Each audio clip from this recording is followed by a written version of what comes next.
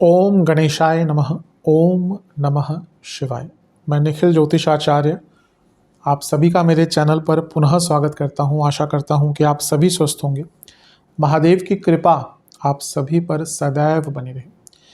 ये video taurus यानी कि वृषभ के लिए बहुत विशेष है, क्योंकि वीडियो है 13 सितंबर से 27 अक्टूबर 2025 के मंगल देवता के राशि परिवर्तन के बारे में। मंगल यानी कि मार्स यानी कि ऊर्जा का भंडार अपनी राशि बदल रहे हैं और वो कन्या को छोड़कर तुला में प्रवेश कर जाएंगे, यानी कि लिब्रा में प्रवेश कर जाएंगे। मंगल का जो गोचर होता है वो हमेशा ही बहुत खास होता है, क्योंकि बृहस्पति और शनि के बराबर ही मंगल देवता की भी 3 दृष्टियां होती हैं और मंगल के कारकत्व तो अनेक होते हैं। मैं कई बार सूर्य, शुक्र और बुध इनके गोचर के वीडियो नहीं दे पाता, क्योंकि बाकी भी साप्ताहिक आते रहते हैं, मासिक आते रहते हैं, लेकिन मैं मेक श्योर करता हूँ कि मंगल देवता का जो गोचर का वीडियो है वो अवश्य है, क्योंकि उनका वीडियो उनका जो राशि परिवर्तन होता है वो बहुत प्रभावशाली होता है। मंगल की अगर हम कुछ कारकत्वों की बात करें तो बल, पराक्रम, कॉन्फिडेंस, अपने ऊपर विश्वास, स्किल्स, कुछ सीखने की capability, logical reasoning, logical thinking, शत्रुओं को परास्त करना, कॉम्पिटिटिव होना, लीडरशिप क्वालिटीज़, भाई बहन, प्रॉपर्टी, ऑटोमोबाइल, बहुत चीज़ें हैं मंगल के अधीन। जैसा मैंने कहा ना, बहुत कारकत्व हैं, इसलिए मंगल का गोचर बहुत विशेष हो जाता है। उसके साथ ही उनकी 3 दृष्टियाँ भी हैं। उनकी दृष्टियों की अगर हम बात करें अभी, तो वो एक दृष्टि उनकी पड़ेगी आपके 9वें भाव पर, जहाँ पे उनकी उच्च की राशि है। एक दृष्टि पड़ेगी उनकी आपके 12वें घर पर, जहाँ पे वो खुद की राशि है। और एक दृष्टि उनकी आपके लग्न पर ही पड़ेगी। मंगल ऊर्जा का भंडार है। मंगल जहाँ पर भी जाते हैं अपनी ऊर्जा लेकर जाते हैं।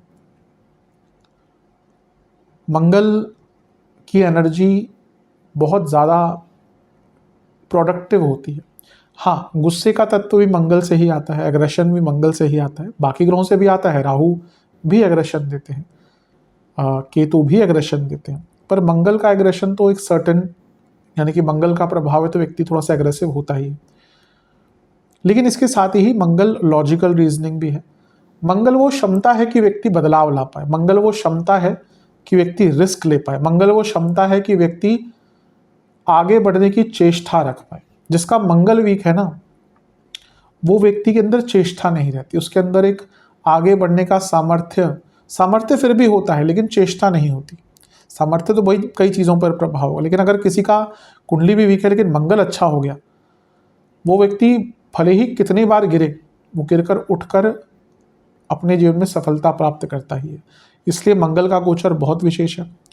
और यहाँ पर जो मंगल का प्रभाव है, पहले तो छठे घर के मंगल अपने आप में बहुत अच्छे होते हैं, वो विपरीत राजयोग भी आपके लिए बनाएंगे, और उन पर बृहस्पति की भी दृष्टि है और राहु की दृष्टि भी है। और ये दोनों ग्रह क्या हैं? वृद्धि के कारक होते हैं, तो इसका भी एक प्रभाव होगा। और आपके 12वें घर पर मंगल की दृष्टि भी है, केतु की दृष्टि भी है, तो ये 12वें भाव पर भी कुछ प्रभाव होगा। तो इन सभी हम चीज़ों की चर्चा करेंगे कि मंगल का जो गोचर है आप पर क्या इम्पैक्ट लेकर आएगा, अच्छा बुरा, कहाँ सावधानी बरतनी है, कहाँ पे फ़ायदा उठाना है। अपने लेवल पर, अपने जो मेरे पास न्यूनतम थोड़ा सा ज्ञान है उसके द्वारा एक विवेचन करने का प्रयास करूंगा। यदि आपकी लग्न राशि या चंद्र राशि वृषभ है, दोनों ही गाइडेंस के लिए इस राशिफल को देख सकते हैं। जहाँ से आपको ज़्यादा सूट और रिलेट करता है वहाँ से इसको आप ऑब्जर्व कीजिए। व्यक्तिगत तौर पे मेरा मानना है लग्न से देखेंगे तो अच्छा। इनकेस नहीं पता है आपको अपनी लग्न राशि, तो आप अपनी चंद्र राशि से भी इसको ऑब्जर्व कर सकते हैं। शुरू करते हैं। छठे भाव के जो मंगल हैं वो बहुत अच्छा एक उनका स्थान माना गया है, मतलब कि जो एक उनके विशेष स्थान कहे गए ना, जैसे तीसरा भाव के मंगल बहुत स्ट्रांग होते हैं, वैसे ही छठे भाव के मंगल बहुत स्ट्रांग होते हैं। पहले तो वो 12वें घर के स्वामी हैं, छठे भाव में आकर विपरीत राजयोग बना रहे हैं, और जैसे मैंने कहा छठे घर के मंगल की स्थिति वैसे ही बहुत अच्छी होती है। तो सबसे पहला, अगर आपका कोई लीगल काम अटक रहा था, कोई कोर्ट केस चल रहा था, स्पेशली क्रिमिनल टाइप का, और अगर आपकी गलती नहीं है तो यहाँ पे चीज़ें सॉल्व हो सकती हैं, यहाँ पे चीज़ें आगे बढ़ सकती हैं, केस आगे बढ़ सकता है। दूसरा, ओपोनेंट्स पर हावी रहने के लिए छठे घर का मंगल बहुत स्ट्रांग होता है, मतलब कि आप अपने ओपोनेंट्स पे हावी हो सकते हैं, आप अपने ओपोनेंट्स पे उन पे प्रहार मतलब कि लड़ाई झगड़े ऐसे कुछ भाला आदि लेके नहीं, लेकिन प्रहार का मतलब उनको आप परास्त कर सकते हैं।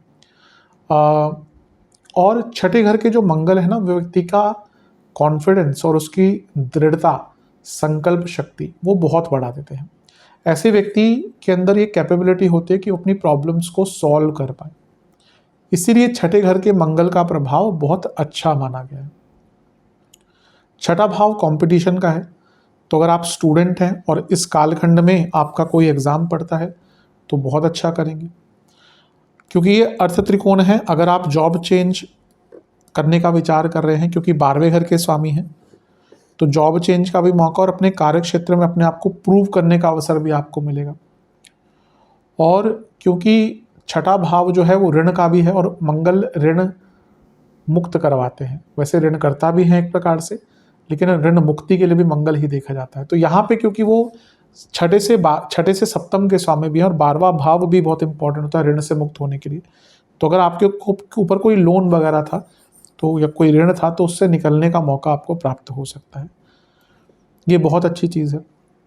आपके अंदर ना कॉन्फिडेंस बहुत रहेगा, और वो कॉन्फिडेंस अपने ऊपर अपने आप को लेकर रहेगा कि हाँ मैं ये कर सकता हूँ, मैं ये कर सकती हूँ। कार्य क्षेत्र में बहुत स्किलफुल रहेंगे। हाँ, जहाँ पे आप जॉब करते हैं वहाँ पर बहुत टॉक्सिक एनवायरनमेंट हो सकता है, वहाँ पे बहुत कंपटीशन हो सकता है, लेकिन उस कंपटीशन से आगे निकल पाएंगे। मंगल क्योंकि विपरीत राजयोग बना रहे हैं, और मंगल आपके सप्तम भाव के स्वामी भी हैं, तो यहाँ पे प्रमोशन तो मैं डायरेक्टली नहीं कहूँगा, लेकिन रिकग्निशन अच्छा मिल सकता है।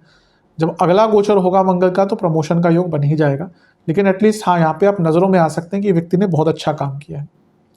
छठे घर के मंगल व्यक्ति के इलाज के लिए भी बहुत अच्छे होते हैं। लेट्स से कि आपको कोई ट्रीटमेंट नहीं मिल रहा था, तो यहाँ पे आपका जो हेल्थ इशू है उसका ट्रीटमेंट भी हो सकता है।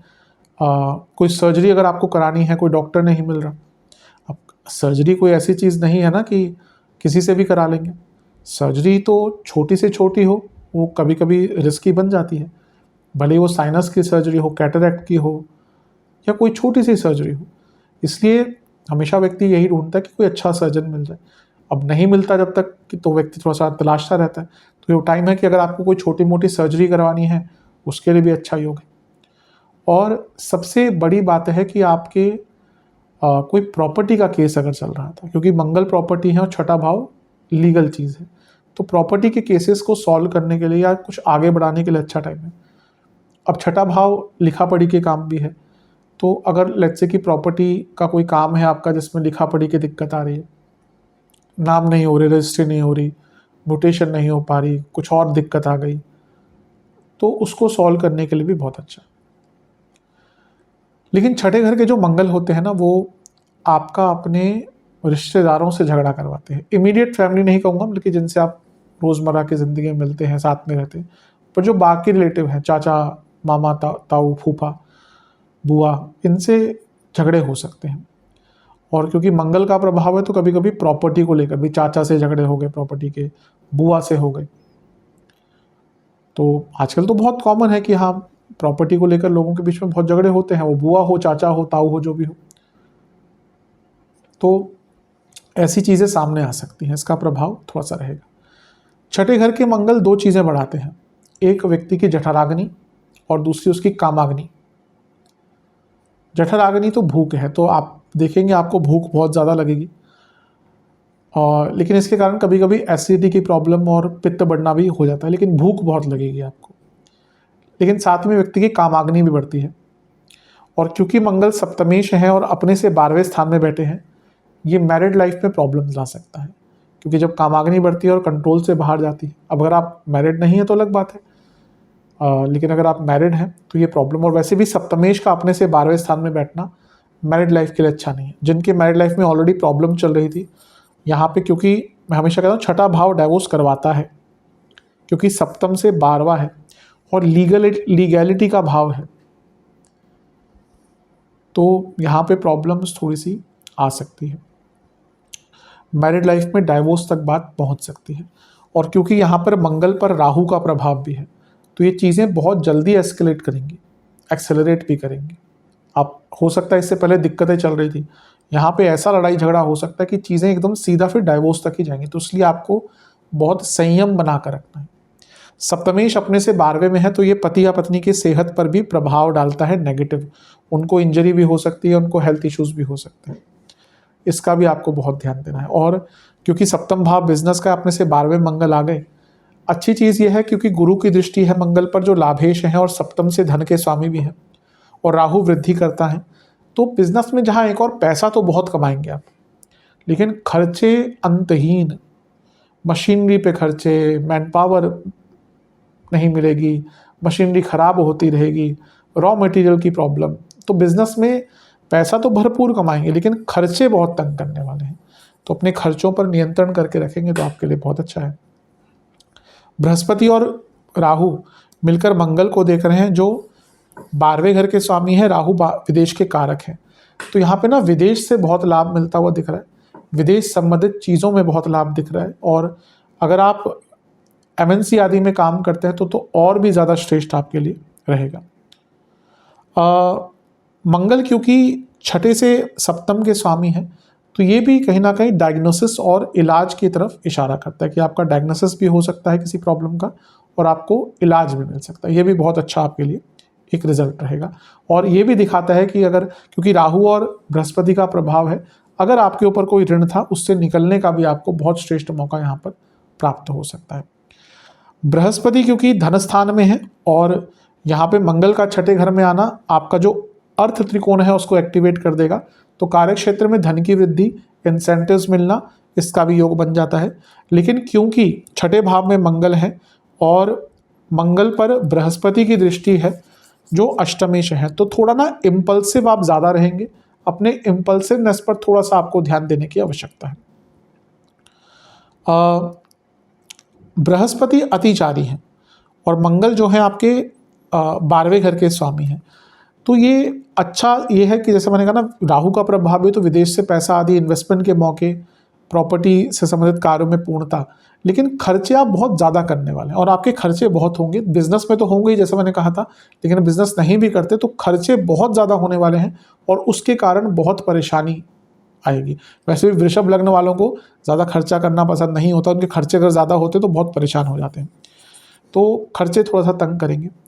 अब राहु का प्रभाव मंगल पर, छठा भाव, आपको गुस्सा भी बहुत आएगा और आप बहुत फ्रस्ट्रेटेड भी फील करेंगे, इरिटेटेड फील करेंगे, तो इस पर कंट्रोल कीजिएगा। बृहस्पति अतिचारी अवस्था में है, तो हाँ, कोई फंसा हुआ पैसा था आपका और पैसे कमाने के नए योग तो आपके बनेंगे, लेकिन अतिचारी ग्रह जो अष्टमेश भी है, आप बहुत इम्पल्सिव रहेंगे और अपनी वाणी पर कभी कभी कंट्रोल खो बैठेंगे और अपनी वाणी पर आपको कंट्रोल रखना ही है, अदरवाइज प्रॉब्लम्स हो सकती हैं। अब मंगल की दृष्टियों की बात कर लेते हैं। मंगल की एक दृष्टि नवम भाव पर, जहाँ पर उनकी उच्च की राशि है, यानी कि भाग्य का साथ तो मिलेगा ही, लेकिन बॉसेस से प्रॉब्लम्स आ सकती है, क्योंकि नवम भाव पर मंगल की दृष्टि और मंगल राहु की उग्रता लिए बैठे हैं, तो यहाँ पे बॉसेस से संबंध बिगड़ सकते हैं, तो ध्यान दीजिएगा। कुछ लोगों के अचानक ट्रांसफर्स कार्य क्षेत्र में हो सकते हैं। धार्मिक कार्य करने के लिए बहुत अच्छा टाइम है, धार्मिक कार्यों में डोनेशन करने के लिए बहुत अच्छा टाइम है। बहुत संभव है कि इस 1.5 महीने में आपके सामने कोई ऐसा व्यक्ति आएगा, कोई ऐसी परिस्थिति आएगी, आप कहीं जा रहे हैं कि कोई बोले कि मंदिर बन रहा है डोनेट कर दो, कुछ और बन रहा है डोनेट कर दो, ऑनलाइन कहीं पे आपको दिख गया, अगर ट्रस्टेबल है तो बिल्कुल कीजिएगा। ये वो टाइम होता है, अगर आप मंदिर और धार्मिक जगहों के लिए डोनेट करते हैं ना, उसका लाभ बहुत प्राप्त होता है। अपने पिताजी से भी संबंध बनाकर रखिएगा, उनकी सेहत पर भी ध्यान दीजिएगा। मंगल का एक प्रभाव आपके 12वें घर पर है, जहाँ पे केतु की दृष्टि भी है। 12वां भाव ट्रांसफॉर्मेशन का तो होता है, लेकिन ये डॉक्टर्स का भी होता है। मंगल केतु का प्रभाव सर्जरीज दिखा रहा है, तो जैसा मैंने अभी थोड़ी देर पहले भी कहा था, अगर कोई सर्जरी है आपकी और उसको आप करवाना चाहते हैं तो ज़्यादा टालिएगा मत, और यहाँ पे आपको कोई अच्छे सर्जन्स, कोई अच्छे डॉक्टर्स मिल सकते हैं। लेकिन 12वें घर पर मंगल केतु का प्रभाव, यानी कि नए खर्चे जिनके लिए आप तैयार नहीं थे, और पैरों में काफ़ी दिक्कत हो सकती है, स्लीप डिसऑर्डर्स भी काफ़ी हो सकते हैं, और हड्डियों की प्रॉब्लम भी तंग कर सकती है।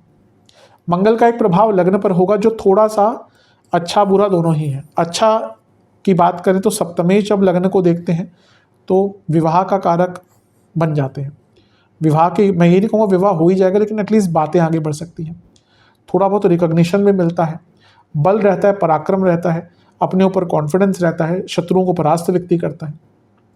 लेकिन 12वें घर के स्वामी का लग्न को देखना इंजरीज दिखाता है, 12वें घर के स्वामी का लग्न को देखना बहुत गुस्सा दिखाता है, और मंगल का लग्न को देखना बहुत गुस्सा दिखाता है। 12वें घर के स्वामी का लग्न को देखना डॉक्टर्स का इन्वॉल्वमेंट दिखाता है। तो अपनी हेल्थ पर आपको काफ़ी ध्यान देना है, खर्चों पर कंट्रोल करना है, और एग्रेशन पर सबसे ज़्यादा नियंत्रण आपको रखने की आवश्यकता है। तो जहाँ एक और कई अच्छी चीज़ें भी दिख रही हैं, वहीं जो नेगेटिव चीज़ें मैंने कही है उन पर भी आपको काफ़ी ध्यान देने की आवश्यकता है। गुस्से पर अगर नियंत्रण रख लेंगे तो कई चीज़ें आपके अपने आप सॉल्व हो जाएंगी।